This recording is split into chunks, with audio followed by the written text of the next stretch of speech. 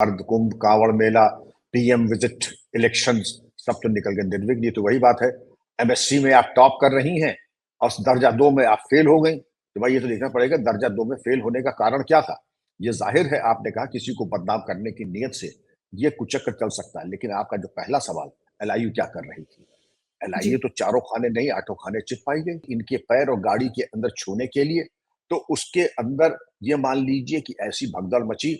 और अगर आपने देखे पोस्टमार्टम में ये आया कि रिब केज टूटने से, हेमरेज से, और अंदर एक तरीके से बॉडीज क्रश हो गई। जब बॉडीज क्रश हो गई तो हेमरेज, शॉक, और उसकी वजह से मौतें हुई हैं। किश्तों में डॉक्टर ने चार चार की टीम में चार चार लाशें आती थी। डॉक्टर पोस्टमार्टम करते करते बेहोश होने लगे। बारे में हम तस्करा कर रहे हैं। ये ऐसे अपराधी हैं, कौन सी ऐसी बुराई है जो इनके यहाँ नहीं है। अक्सर मैंने जब इनके यहाँ छापे डाले हैं तो इनके यहाँ मादक पदार्थ, विस्की, पोर्नोग्राफिक लिटरेचर के आप उस रास्ते पे चलेंगे जरूर, लेकिन पहुंचेंगे कहीं नहीं। बाबा लोगों की भरमार है, जिसको कहते हैं ना कि बाबाओं की भरमार है, लेकिन कौन है यहाँ पे? सबके पास इतने लाखों फॉलोअर हैं। ये एक बिजनेस मॉडल बन गया है। बिजनेस मॉडल बन गया है कि अपने चेले चपाटों को देखे, मैं बड़ा आस्थावान व्यक्ति हूं, मेरी किसी से कोई अश्रद्धा नहीं है, लेकिन पुलिस में रहने की वजह से और चिंतनशील होने की वजह से ये जो आंख में सुई और सूजा घुसेड़ने की कोशिश की जाती है, इससे मुझे सख्त आपत्ति और नमस्कार दोस्तों, मैं हूं आपके साथ अंबर जैदी और एक बार फिर से आप सबका बहुत स्वागत है। हमारे साथ आज मौजूद हैं डॉक्टर विक्रम सिंह, जो पूर्व डीजीपी हैं यूपी पुलिस के। बहुत स्वागत है सर आपका। जय हिंद, नमस्कार। जय हिंद अंबर जी, आपकी बड़ी मेहरबानी की जो खिदमत का मौका दिया। और सर फिर आप सवाल जी। सही आपकी मेहरबानी है कि आप हमारे शो पर आए हैं और बड़ी बात है कि आप तशरीफ लाए और एक अहम मुद्दे पर चर्चा के लिए आपने मौका दिया। आपका एक बार फिर से बहुत धन्यवाद सर। मेहरबानी। सर, एक शहर में दरबार लगता है और दरबार वो किसी राजा महाराजा का नहीं बल्कि एक स्वयंभू एक बाबा का होता है जो अपने आप को ईश्वर का अवतार बताता है। और भक्तों में से कोई उठकर कहता है कि बाबा मेरी नौकरी नहीं लगी, नौकरी का कुछ करवाइए। तो बाबा कहते हैं कि समोसा कब खाया था? कि बाबा समोसा तो पिछले हफ्ते खाया था। बाबा कहते हैं भई चटनी कौन-सी थी साथ में? तो कहते हैं चटनी तो लाल खाई थी। तो बोला अब हरी चटनी से समोसा खाओ कृपा बरसेगी। तो ये इस तरह की कहानियाँ बाबा जी की होती हैं। इस तरह के स्वयंभू बाबा जो अपने आप को भगवान का अवतार बताते हैं। ये कहानी किसी एक बाबा की नहीं है सर, ऐसे अनगिनत बाबा हैं जो अलग-अलग तरह से जनता का शोषण करते हैं। हाथरस की घटना जहाँ पर कहा तो ये जा रहा है कि 124 लोगों की जान गई है, जिसमें जी ज़्यादातर हाँ। महिलाएँ। लेकिन सर, स्थानीय लोगों की अगर माने तो 400 से ज़्यादा लोगों की जानें गई हैं। किसको ज़िम्मेदार ठहराया जाए? प्रशासन को, उस आश्रम को, बाबा को या उन लोगों को जो इस तरह के पाखंडियों की जाल में फँसकर अपना सब कुछ गँवा दे रहे हैं? माकूल सवाल। और ये चीज आज से नहीं, इस जमाने से मैं देख रहा हूं, जब मैं बच्चा था तब से, और लोग बताते हैं उसके पहले भी।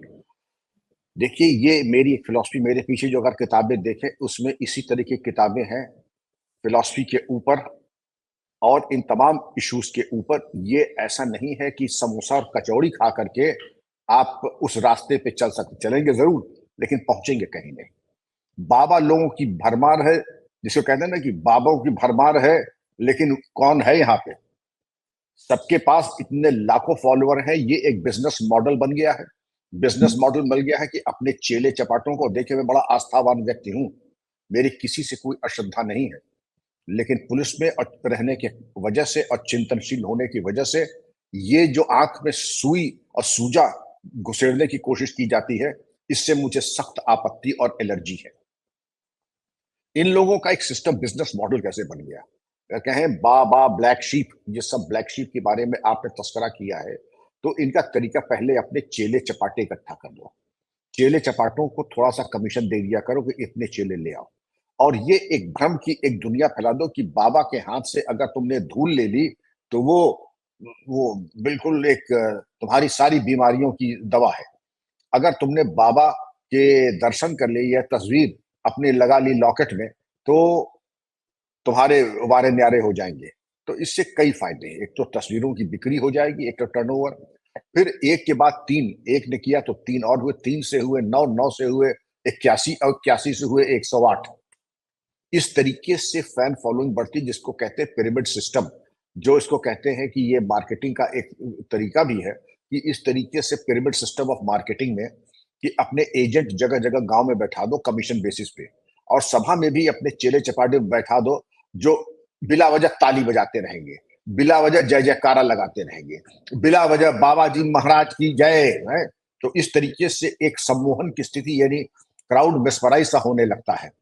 और आप लुब्बे लुबाब अगर आप देखें, एक तो राम रहीम, आसाराम, इच्छाधारी बाबा और रामपाल बाबा, राधे माँ और नित्यानंद और इच्छाधारी का मैंने आपको बता ही था, और एक एक बाबा कलेश्वर भी है जो कुंवारी बच्चियों के साथ पूजा करते हैं, बच्चियों का शोषण होता है उसके नाम पर।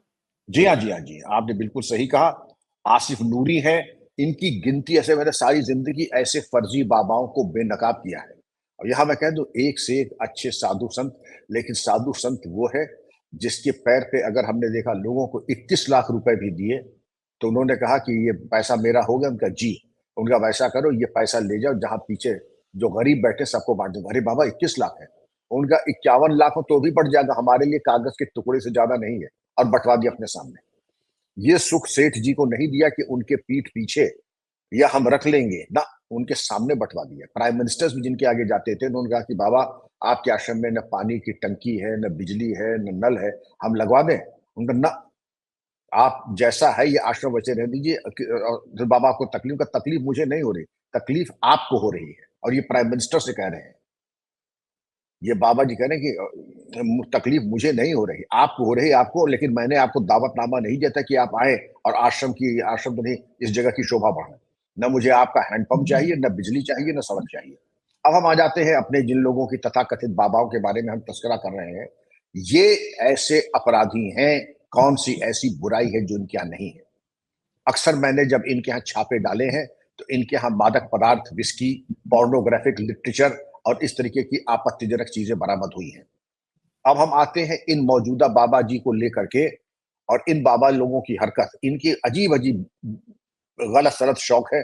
इसके बारे में मैं, होशियार को इशारा काफी है, मैं इसके बारे में जी। ज्यादा तफसील नहीं करूंगा। लेकिन ये जो बाबा लोग हैं, जैसे मौजूदा ये हैं जो भोले बाबा, ये पुलिस में सिपाही थे, इनके ऊपर 4-5 मुकदमे लिखे हैं। एक अब मुकदमा तो ऐसा है शर्मनाक यौन शोषण का, और संजय कुमार जो शायद इटावा के एसएसपी हैं, उन्होंने बयान दिया है कि ये जब जेल गए तो सस्पेंड हुए, उसके बाद ये बाहर आए न्यायालय के हस्तक्षेप से, तो इन्होंने वीआरएस लिया। वीआरएस लेने के बाद इन्होंने देखा कि नौकरी में तो कुछ बचा नहीं, क्योंकि हमको या तो बर्खास्त होंगे भी, अभी तो इससे अच्छा वीआरएस लेकर के उंगली कटा करके शहीद हो जाओ, वरना बर्खास्तगी या जबरन रिटायर किए जाएंगे। तो इन्होंने एक बहुत अच्छा मॉडल चुना, ये स्वांग रचने का, अपने यहाँ हैंडपंप लगवा दिए, उसको रंग दे दिया उन्होंने हरे रंग का। यहाँ का पानी पियो, ये दरअसल बहुत ही चमत्कारी पानी है, सारी तुम्हारी बीमारियां खत्म हो जाएंगी, और इस पानी को पीने से तुम सहज दिमाग बड़ा का रोशन और बदन कुंदन की तरफ मजबूत हो जाएगा तुम्हारा। और इन तमाम चीजों का, जिसको कहते हैं सपनों का निर्माण, और ये तो प्लेसिबो इफेक्ट होता है, आपने मेडिकल साइंस में देखा होगा प्लेसिबो इफेक्ट। आपको कोई चीज, एक दवा दे दें, और दवा की जगह आप दवा की तरह एक वैसी ही गोली रख दें, दोनों का असर तकरीबन बराबर होता है। इसको कहते हैं प्लेसिबो इफेक्ट। तो बाबा लोगों की भभूत और ये पानी और ये फूंक और ये सब जो होती है, ये प्लेसिबो इफेक्ट होता है।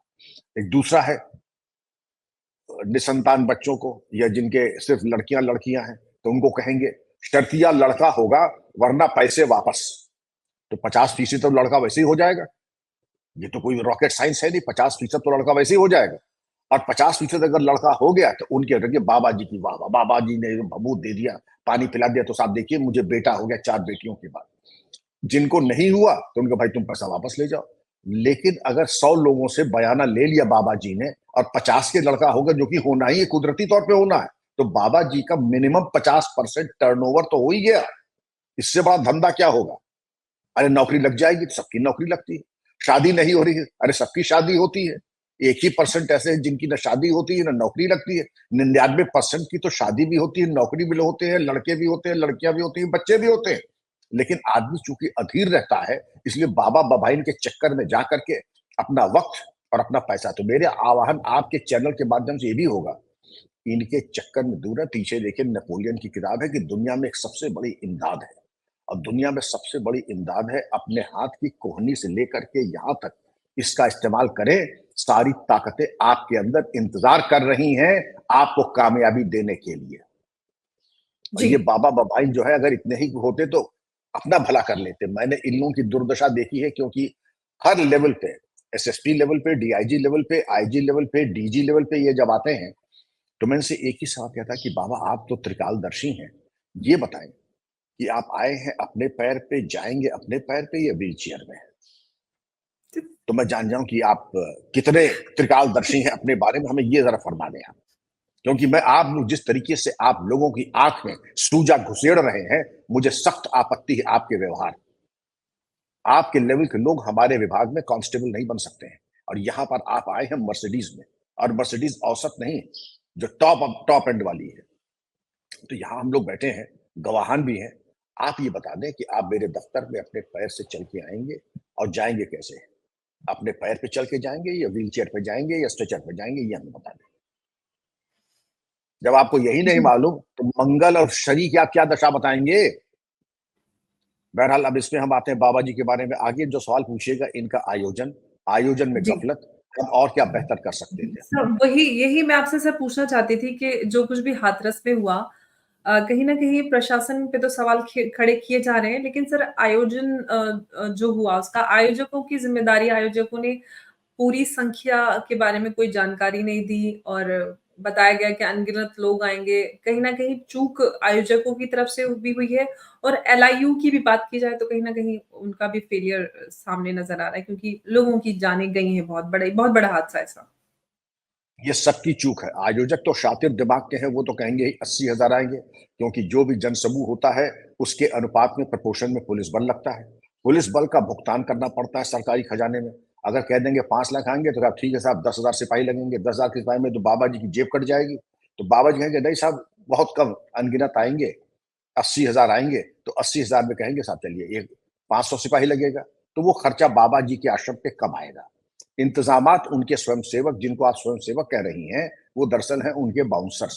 वो बाउंसर है सफेद कपड़ा सफेद टोपी पहन करके, और ये भक्त जनों से कहते थे मोबाइल फोन अपनी जेब में रखिए, साइलेंट पे रखिए, कोई फोटो वीडियो मत बनाइएगा, यहां तक कि हादसे के बाद भी नहीं। लेकिन शासन मूक दर्शक कैसे बना रहा?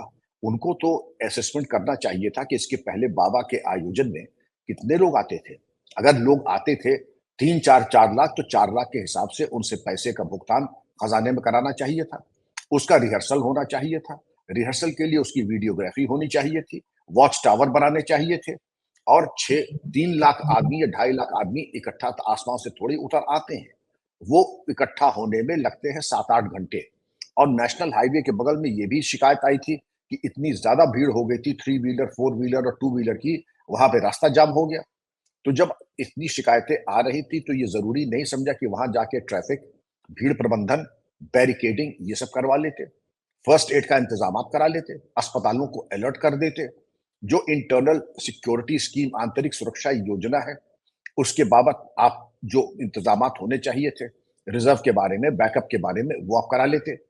लुब्बे लुबाब ये है कि दरअसल वहां हुआ हवाया कुछ भी नहीं, बिल्कुल बाबा भरोसे और उनके स्वयंसेवक वॉलंटियर्स के भरोसे छोड़ दिया गया। वो दोनों को सूट कर रहा था। गर्मी है, उमस है, अब हम कहाँ जाकर के पसीना बहाएंगे, स्वयंसेवक अपना कर लेंगे, चढ़ावा वगैरह जो है खूब हम निकाल लेंगे। तो दोनों को सूट, अगर मामला ठीक ठाक निपट जाता तो बहुत अच्छी बात थी। लेकिन मामला पलट गया।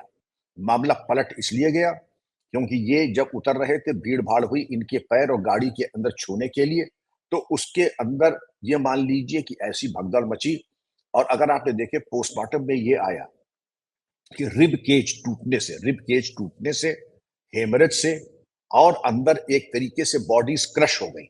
जब बॉडीज क्रश हो गई तो हेमरेज, शॉक, और उसकी वजह से मौतें हुई हैं। किश्तों में डॉक्टर ने 4 4 की टीम में 4 4 लाशें आती थी। डॉक्टर पोस्टमार्टम करते करते बेहोश होने लगे, क्योंकि यहां तो लाश देखना भी नामुमकिन है। और लाशों के साथ 12-12 घंटे पोस्टमार्टम करते रहना, तो आप समझ सकती हैं सड़ी गली लाशों के बीच में ना डॉक्टरों के साथ भी जो जो उनकी दुर्गत हुई, तो पोस्टमार्टम हुआ।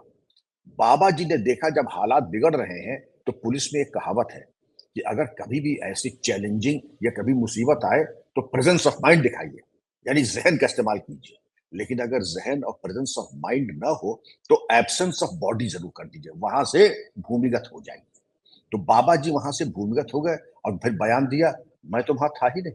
मैं जब निकल आया सब कुछ शांतिपूर्ण छोड़ करके, तो ये हादसा मेरे पीछे हुआ। उसके बाद शासन जी। प्रशासन ने जांच की, उसके बाद उन्होंने एफआईआर लिखाई। एफआईआर में ऐसा है कि महाराज का बाबा जी का नाम ही नहीं है। मतलब ऐसी कौन-सी बारात है, दूल्हे का हम नाम ही ना लें, बाकी कहेंगे कि दूल्हे का बाप था वहाँ, दूल्हे के नौकर थे, दूल्हे के सईस थे, दूल्हे के घुड़सवार थे, लेकिन दूल्हे का नाम नदारद और अभी तक बाबा एब्सोल्यूट दस्तयाब नहीं हुए हैं। अरे! बिल्कुल मैंने यही साहब। कहा, बाबा के ऊपर लगाइए 5 लाख का इनाम, एसटीएफ, एटीएस लगाइए। ये पुलिस का पुराना आदमी है, इसको मालूम है कैसे भूमिगत होते हैं, तो इसको मालूम है। लेकिन इसको पकड़ने में एसटीएफ, एटीएस लगाइए 24 घंटे में ये आपकी जेल के होंगे सलाख के पीछे ये सफेद कोट और पतलून और टाई इनकी उतर जाएगी बाबा जी की। रंगीन चश्मा भी उतर जाएगा सर। तो रंगीन जी हाँ, चश्मा भी जी हाँ, लगा जी देंगे हाँ, बाबा जी। जी। जी हाँ, जी सर हाँ, जी हाँ। इनफैक्ट अस्पताल के एक सिक्योरिटी गार्ड जहाँ पर ये पोस्टमार्टम्स चल रहे थे, उनकी इस इन सब पोस्टमार्टम्स को देख के उनकी हार्ट अटैक से मौत भी हो गई क्योंकि ये स्थिति बहुत भयावह है, लोगों की जानें जा रही हैं, ऐसी स्थिति में। लेकिन सर इस पूरे हादसे के पीछे एक साज़िश की भी शंका जताई जा रही है कि कोई साज़िश हो सकती है। क्या साज़िश हो सकती है सर? किस तरह की? मैं आपसे थोड़ा-सा इस पे कुछ जानना चाहूँगी। भगदड़ क्रिएट करने में कोई बड़ी चीज़ नहीं होती है। साजिश क्रिएट करने में जिसको सरकार को बदनाम करना होता है, वो साजिश करा सकता है। जैसे हमने तो ज़िंदगी में देखा है, कुछ लोग होते हैं शातिर दिमाग के, वो एक डब्बे में बिच्छू लेके चले जाते हैं और जब मीटिंग अपने शबाब पे होती है, मान लीजिए और हमको उनको मीटिंग को फ्लॉप शो करना है, तो हमने बिच्छू का डब्बा खोल दिया और जहाँ 100 बिच्छू निकले, काले डंक वाले ऊपर करके 1-2 को डसा और चीत्कार मची। अरे! वहाँ ऐसी भगदड़ मचती है, ऐसा दुर्व्यवस्था फैलती है।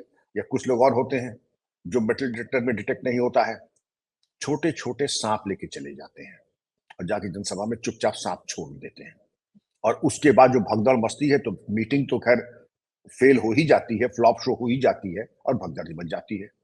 आप ये देखिए यूपी में अर्ध कुंभ मेला, कांवड़ मेला, वीआईपी विजिट, ये तमाम चीजें सकुशल भी निकल गए।